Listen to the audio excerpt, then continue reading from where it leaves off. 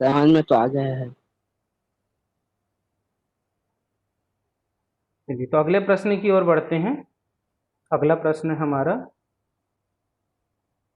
प्रश्न क्रमांक 3 का ही तीसरा नंबर प्रश्न है, जो कि है जी एक्स बराबर एक्स प्लस टू और पी एक्स बराबर है 2x² प्लस 6x प्लस ए। इस सवाल को भी पूर्व वाले सवाल की तरह ही हल करेंगे। सबसे पहले हम हल लिखेंगे। हल लिखने के बाद जो हमारा भाजक है जी एक्स बराबर एक्स प्लस टू लिखेंगे, जो कि हमारे प्रश्न में दिया गया है।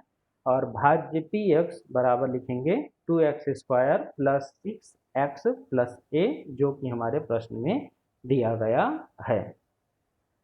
पुनः भाजक जी एक्स को शून्य के बराबर रखेंगे।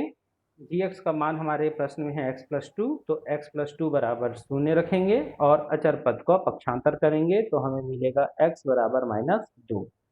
बाएं तरफ देखेंगे तो एक्स प्लस टू बराबर 0 है, उसमें प्लस टू का जब हम पक्षांतर करेंगे तब ये दाहिने तरफ -2 बन जाएगा।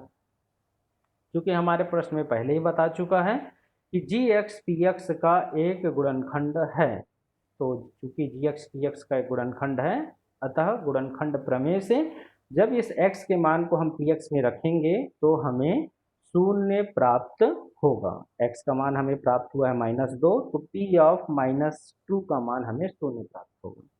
पुनः पी एक्स बराबर 2x² प्लस एक्स प्लस ए में हम x के स्थान पर -2 रखेंगे तो हमें क्या प्राप्त होगा। सबसे पहले पी एक्स का पहला शब्द है हमारे पास 2, तो इसको वैसे ही लिख देंगे 2। सेकंड वर्ड है x², तो x² के स्थान पर हम लिखेंगे -2 का स्क्वायर। उसके बाद प्लस का चिन्ह लगा है, तो प्लस का चिन्ह लगाएंगे। उसके बाद अगला शब्द है 6, तो उसको 6 ही लिखेंगे। अगला शब्द है x, तो x के स्थान पर हम -2 रखेंगे। उसका अगला पद है हमारे पास प्लस ए, तो उसको प्लस ए ही लिखेंगे। उसके बाद बराबर का चिन्ह लगाएंगे और दाहिनी ओर शून्य है तो शून्य ही लिख देंगे। आगे हल करने के लिए सबसे पहला पद हमारे पास है 2, तो उसको 2 ही लिखेंगे। -2 का वर्ग कराएंगे।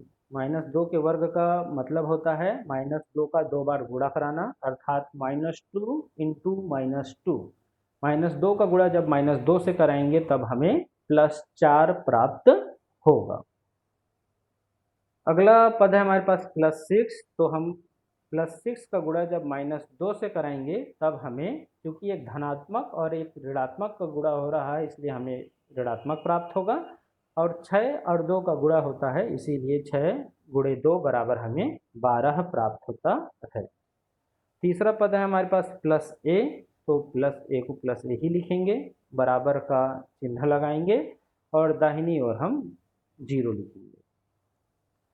2 का गुणा जब हम 4 से कराते हैं तब हमें 8 प्राप्त होता है।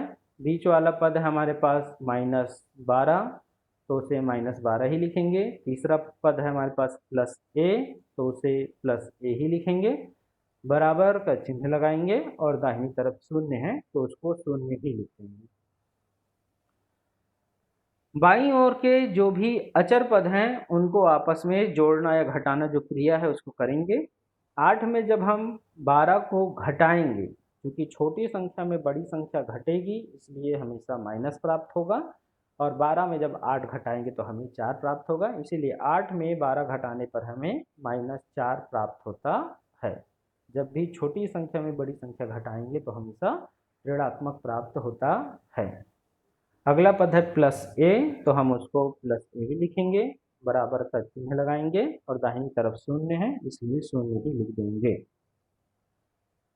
जो ये अचर पद है -4, इसका पक्षांतर करेंगे। पक्षांतर करने पर हमारे पास केवल बाईं ओर बचता है ए, तो उसको ए ही लिखेंगे, बराबर का चिन्ह लगाएंगे और जब -4 का पक्षांतर करेंगे तो दाहिनी तरफ आकर के ये +4 हो जाएगा, इसीलिए हमें प्राप्त होगा ए बराबर 4। यही इस दिए गए प्रश्न का उत्तर है। प्रश्न को अच्छे से समझ लीजिए। प्रश्न अगर समझ में आता है या नहीं आता है, कृपया दोनों चीज़ बताइए कि प्रश्न समझ में आ रहा है या नहीं।